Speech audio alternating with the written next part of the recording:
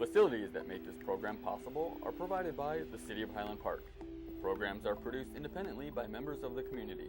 The City of Highland Park is not affiliated with the following program or the producers of public access programming and is not responsible for the content. The following program does not reflect the opinions of the City of Highland Park.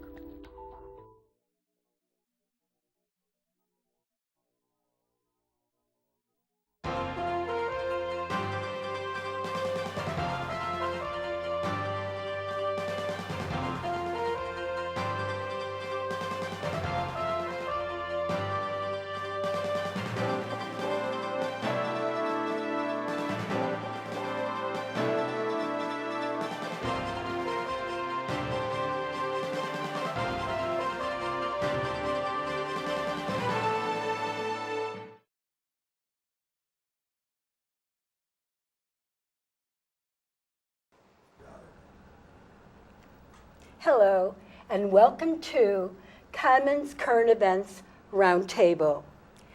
In fact, this is one of my most exciting shows that I'm going to be showing all year because I got two wonderful young men from the University of Illinois downstate, Champaign-Urbana, right? And they both are with a wonderful, amazing organization called Stand With Us. And I like to read a little bit something about their organization, Stand With Us and the Emerson Fellowship. And it's a one-year program that recruits, trains, educates, and inspires pro-Israel college student leaders on campuses throughout North America. They form a network of trained pro-Israel student leaders chosen from 80 campuses who inspire their peers and collaborate with other student groups to run effective educational events about Israel.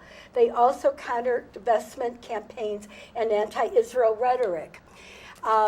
And I want to introduce you to our wonderful, wonderful guests.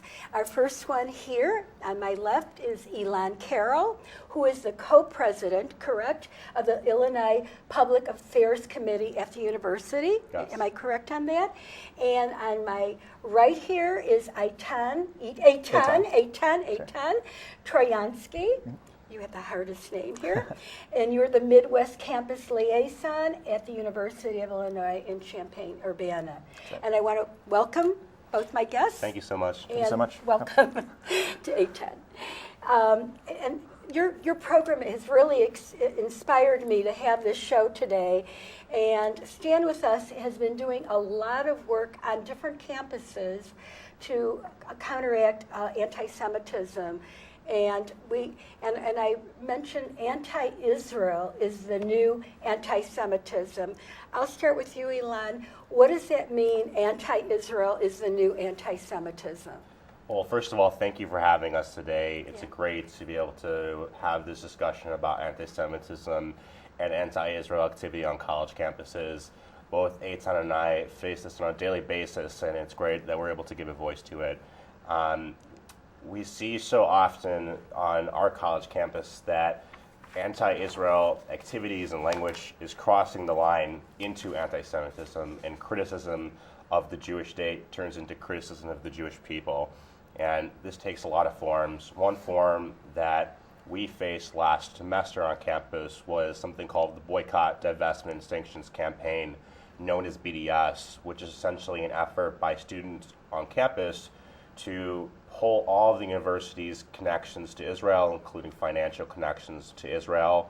And we believe that such efforts on campus are only efforts to isolate the Jewish community and to delegitimize the only Jewish country in the world, that is the State of Israel. And fortunately, we were able to successfully defeat the BDS campaign on our campus last year at the University of Illinois. So that is one example of how anti-Israel activities are becoming anti-Semitism. Now, how, Eitan, maybe you can describe, how did you defeat the anti-Semitism on campus? What was some of the things that you guys did? And I know you mentioned earlier, as we were at the Bluegrass having a great lunch today, you were mentioning something about, you did the Emerson Fellowship. Exactly, the Emerson Fellowship, explain that and how it works with anti-Semitism on campus. Right, so the Stand With Us Emerson Fellowship, like you mentioned, it's a one-year fellowship for pro-Israel college students. They fly out to a conference in August in Los Angeles. I just came back from the conference because now I'm the Midwest campus liaison, which means that my job is to mentor the Stand With Us Emerson Fellows in the region and help them with all of their programs, help them with strategy, and work as sort of an intermediary between Stand With Us full-time staff and all the Emerson Fellows. What has been going on at your university as far as anti-Semitism? Maybe you could describe something that's been going on. I know we just went through Charlottesville just within a week ago, and maybe you could describe, are people marching there? Are you getting neo-Nazis? Are you getting other groups that are? What exactly is going on at your university? And this is very common, not when we talk about University of Illinois, this is also happening at Northwestern University here. It's also happening at University of Chicago. It's happening all around. I have so many. I must have had 50 different colleges that's going on. And another reason I'll have you answer the question in just 1 second is that a lot of us, not only do we have children starting at universities, but a lot of us are having our grandchildren, and that's why I want this to educate our viewers, because a lot of our grandchildren are starting at the university, and I'm thinking, oh my God, what are they going to, what's going to happen if they come across any anti-Semitism and they're involved in it? Are they going to get bullied? What's going to happen? So I'm going to have both of you describe what's going on as far as what you've seen at University of Illinois downstate. Great. And other campuses. Well, you could chime in on great too. question. We see anti-Semitism and anti-Israel activity manifest in a lot of forms on our campus. A lot of them can be, as we mentioned, the BDS boycott movement is one of the forms. We have a lot of anti-Israel speakers who come to campus, and even professors on college campuses who profess very anti-Israel views. We have marches, protests, rallies against Israel. We've seen Israeli flags covered with blood and covered with fake blood and burned, and all kinds of demonstrations against the Jewish community. So you brought up Charlottesville. Some of the things they were chanting in Charlottesville that the neo-Nazis were saying, things like the Jews will not replace us and the Zionists will not control our country.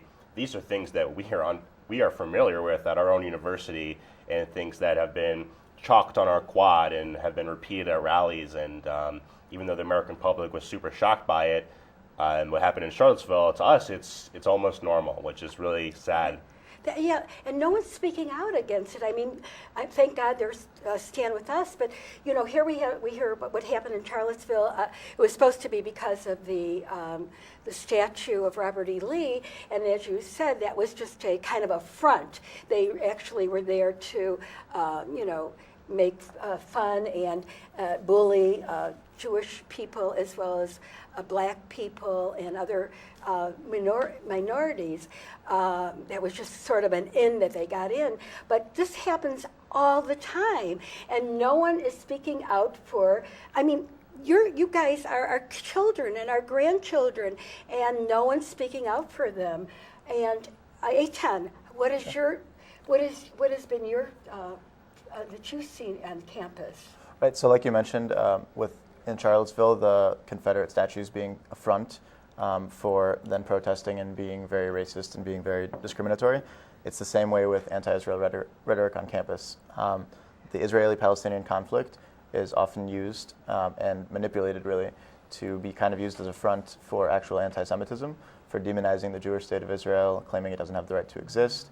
And that's where you're crossing the line from legitimate criticism of Israel, criticism of policies or of governmental, anything policy or law, to saying the whole state of Israel is bad, the state of Israel doesn't have the right to exist, that's where you cross the line into demonizing, delegitimizing. And also calling them an apartheid nation.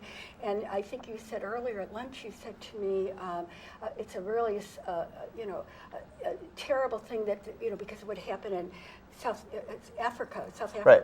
And it's really, that was apartheid. There's a difference between an apartheid that was in South Africa opposed to this, here in the United States. What is the difference? Well, and also by accusing the whole Jewish state of Israel of apartheid, you're really diminishing, not you, but students who are using this rhetoric are diminishing the actual experiences that actual people who suffered apartheid in South Africa experienced. The African Americans who were the majority in South Africa, and they were oppressed, they were discriminated against, they were kept from having their voices heard.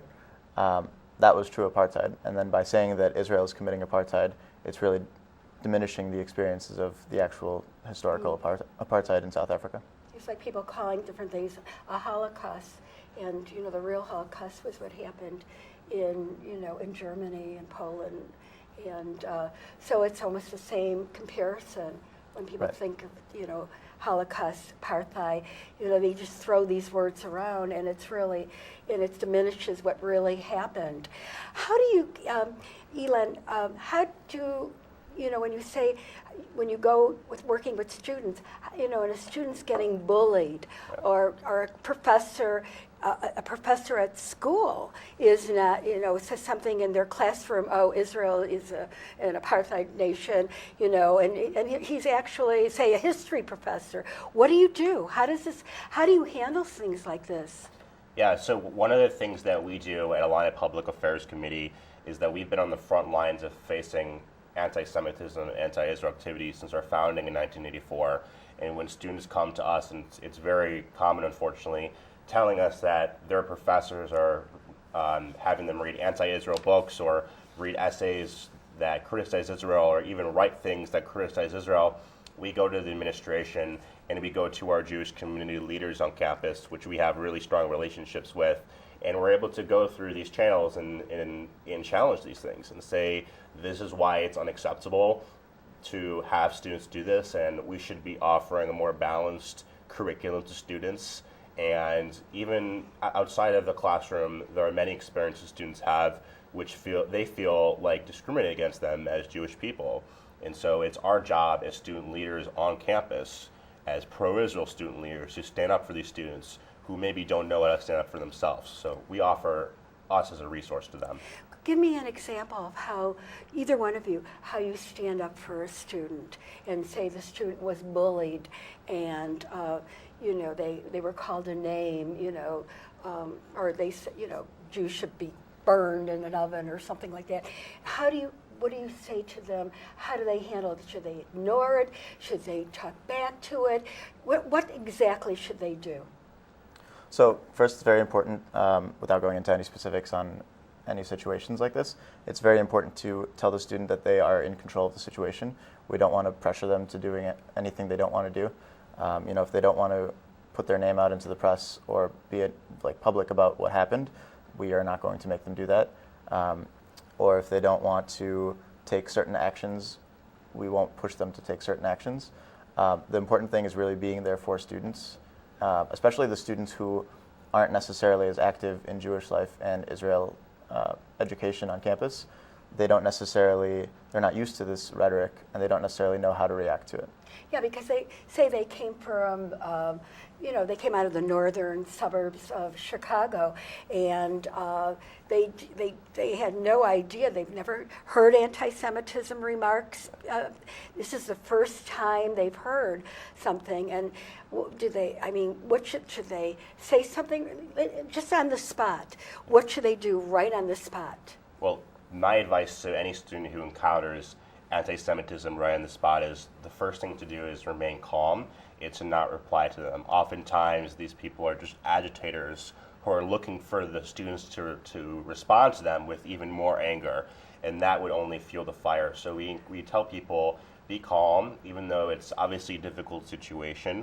And the next thing is look for help. So thankfully, we have a very strong Jewish community at the University of Illinois, and most colleges across the country have Hillels and Chabads, which are able to help them, and pro-Israel organizations which can be resources to them.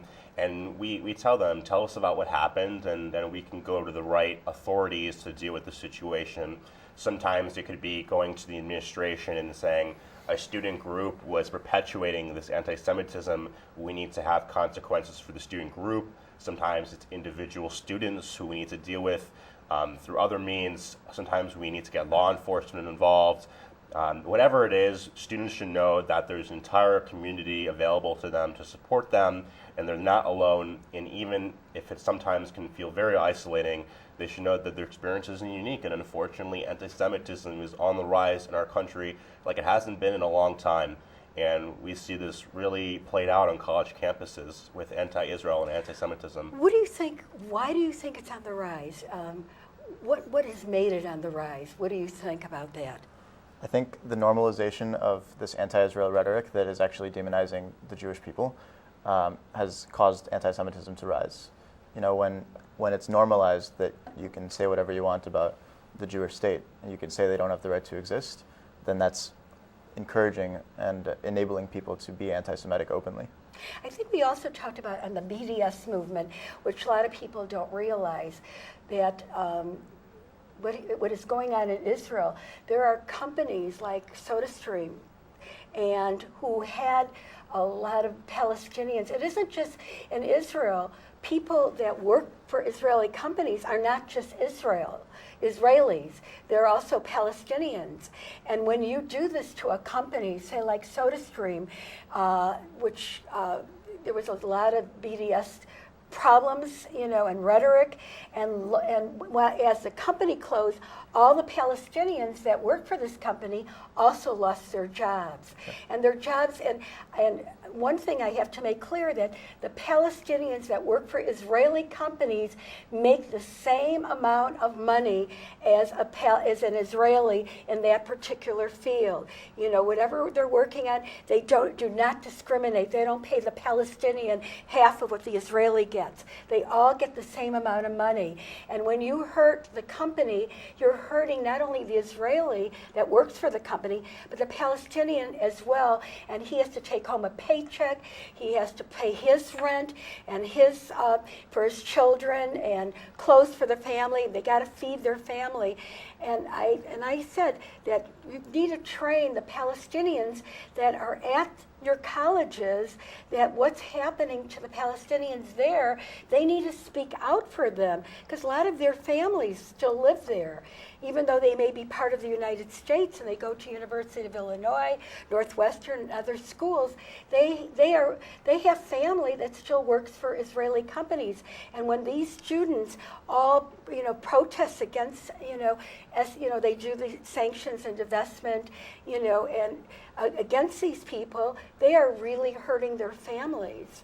And I think this needs to be talked about. And I think I mentioned earlier, you need to get some Palestinians working with the BDS movement, with the Israeli students there, to show other people that this is not the right way to go. Yeah, and I think you actually bring up a great point that I want to mention, is the fact that this actually really shows the true purpose of the BDS movement. The true purpose of the BDS movement is not, as it's tried to be described or advertised, as helping the Palestinian people. That's another front. The true purpose of the BDS movement is to alienate Jewish students on campus and try to silence their voices. I see. So, but if you got some Palestinians working with the Israeli students, they'll hear a different voice. They need to hear a different voice. Well, one thing we always try to do on campus, and especially with the Alliant Public Affairs Committee, is we show people the truth about what's actually happening with these movements. And so when we had a BDS campaign on our campus last semester, one of the ways we went about defeating it was doing a lot of education about the student body, about the true efforts of BDS, and that divestment is meant to cause division, and that divestment is not actually a human rights campaign, but actually something that's meant to further marginalize the Jewish community. And through that education, we found our message very effective, and we were able to end up winning the vote. The vote was the most voted on item in 150 years of the University of Illinois' history. And we were able to get such a large turnout because we were able to educate people that they were being fooled by the BDS movement, and that this is not the way to peace. And if they truly believe and bringing people together and bringing our campus community together, they need to be voting no. And we were successful in that effort. That's wonderful. How do you do that? How do you finally get people to listen to you? Because they hear the opposite rhetoric all the time. How do you get them to hear what you have to say? Either one of you. Well, one thing that we find very effective is telling personal stories. So like you touched on with the fact that with SodaStream, that was one example of a company that was targeted by BDS. And so telling personal stories of Palestinians who've suffered under BDS is one way to do so. But in general, on campus, when we're advocating for Israel and for the U.S.-Israel relationship, we talk about personal stories and how people's own lives are improved by Israel and our relationship with Israel. And that's really the best way to get into students' heads. And I think when you really are able to make those personal relationships, people will open up. And even though the media will like to say one thing, if they know you and you tell them that this is a really important issue to you, they'll be more receptive to those pro-Israel messages. How do you think that we're doing a show? This is our Highland Park Access show, and I'm very proud to be part of this group because we were able to get our messages out, and a lot of the mainstream media is not doing that for you guys. Why is that? Why can't like CNN and all these MSNBC and Fox News? Why are they not getting Stand With Us? Why don't they get your movement out? You don't hear any of this on the mainstream TV at all. What's happening? Are you not getting on the shows, or what's going on? Maybe. Sure. So Stand With Us actually has really great connections with a lot of the mainstream media, and working with the media to get our message out. Our message is really education is the most important thing. Education is the route to peace, and by educating people about what's truly happening on the ground, we can further the peace process. We were talking about earlier about how it's very easy to paint it as just two sides, but not think about it as individuals. Ilan mentioned personal stories, right? Yes. Personal stories are extremely important because it really makes you seem like it's not an us versus them, right? It's, this is my story. This is why this is important to me. I'd like to show you why it is important to me. So really not showing it as like an us versus them, but showing it as this is a personal thing that a lot of people go through, I think is very important. And you need to get yourself out there, because it's you guys are out there, but a lot of people don't know about you, and I think it's really important. Tell me, how did you get involved in this movement and in Stand With Us? We'll start with you. Go ahead. Ilan? Sure. So I got involved with the pro-Israel community when I was entering high school. I was on several trips to Israel, and specifically I was there in 2014 during the conflict with Gaza during the summer, and I was realizing that I was no longer able to be a passive observer to what was happening there, and that the Israeli people are under constant threat of attack, and that when I was going to go back to the U.S., I could not sit silent about it. So I became involved in high school, and then going into college, I joined Alumni Public Affairs Committee and became involved there, and now I'm serving as co-president of the organization. So it's been a path through education and training that I've been here, and my job now as co-president is to raise up the new generation of young pro-Israel advocates and teach them how to spread our message to even more people. That's good. You should be very proud of yourself. Thank you. And you're a junior? Yes, I am. You're going into your junior year. Yes. And so you have a lot of work still, junior year Yes. and senior year there. And the same thing with you, Eitan. Yeah. How did you get involved into the movement? So my story actually starts a lot longer before I was born. It starts back in the 1960s in the former Soviet Union. So my parents were born in Ukraine. Growing up Jewish there, they weren't religious, but they were culturally Jewish.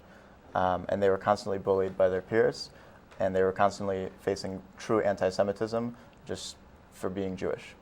They moved from the Soviet Union to Israel, where I was born. Then they ended up relocating to the United States. And having grown up here my whole life, I never thought I would experience the same anti-Semitism that they did. I grew up in Buffalo Grove, a northwest suburb, surrounded by a pretty good Jewish population. So I never thought I would actually experience true anti-Semitism until I got to a college campus. And when I got to campus, I realized that anti-Semitism was actually very alive and very well through the anti-Israel movement. What happened to you? What was your experience of anti-Semitism? Well, it was really just the fact that I saw the activity of anti-Israel groups on campus. It wasn't any one particular instance. It was just that I never experienced anti-Israel or anti-Semitism before, and I did when I got to campus. So I got involved with Jewish organizations, with pro-Israel organizations, and I tried to find as many ways to help as I could. That's very smart. So, when you feel, everyone should know. In fact, I think we were talking even earlier today, we were talking about that this should start in middle school. I know you guys get on campuses, to high school campuses, and you talk to high school kids. But, being that there's social media, remember, I come from radio days, actually, so that dates me. That was before television. Can you imagine that? We had a radio, little Bakelite radio. I bet you don't even know what Bakelite is. First plastics that is Bakelite. And so that was where I come from. And so people didn't hear about these things, only from the radio. If you listen to your radio, television wasn't even there. It came a little bit later, of course, we had television. But you guys have social media. So, the younger people see things a lot earlier. They get it instantly. You get it immediately. Everything that's going on. So education I believe that it should be in middle school. What is your feelings about it? Are they starting to go into the schools and talk about it so the kids can be prepared before they go to college that they may encounter some of these things? You don't want them to get into what happened to you. You went from Buffalo Grove High School and you got on campus and there it was, anti-Israel slogans and anti-Semitism. How do you work with kids before they go to school? Well, that's a great point. I think that it's really important for us to be reaching people as young as possible, and I think that's something the pro-Israel movement is embracing more and more. But I think that one way we have to grow is with new media. And as you mentioned, young people today are learning about the world through new ways, especially on the internet and through video and new media content. And that's something that we really need to get better at as a pro-Israel movement.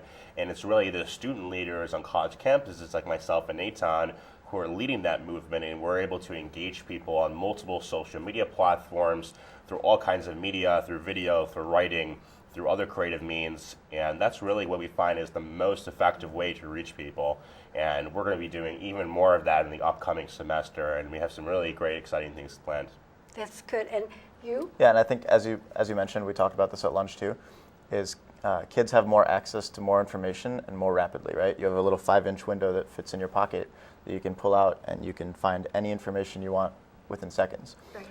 And while social media may have its detriments in a lot of ways, and it can often get things spread that aren't necessarily the truest information, it also has a lot of power because we can use it also to our advantage. We can use it to spread messages of education, of peace. So I think it's kind of almost a double-edged sword. Exactly, because I think this is so important. I know my own grandson that lives in Texas. I mean, he was completely misinformed. I didn't even know how much he knew until we started talking, because he was going to college, and right away I wanted to prepare him in case there was any kind of anti-Semitism, and he already knew a lot more than I thought he did, and a lot of the stuff was not correct. And and I was kind of shocked by it because I didn't think he even knew anything at that point. And they're learning at a very young age. And I think it's very important. I'm so happy to have this group with me today because the word has to be spread. Stand With Us is just a wonderful movement. And I want to thank both of you, Ilan Thank you very much. Thank you for being here, and Eitan, you it so was much a for having us. pleasure having both of you here today and explaining to our viewers about anti-Israel is a new anti-Semitism, because a lot of people don't realize that anti-Israel is also about anti-Semitism, Right. and it's something that nobody talks about. It's kind of hidden, and I thought that this was, this was a very good thing that our viewers need to know, and I highly recommend you guys got to get on other networks besides myself, my show, and just spread the word around, because I think it's so important that people hear what you guys have to say. Thank you very, very much. Thank you very much.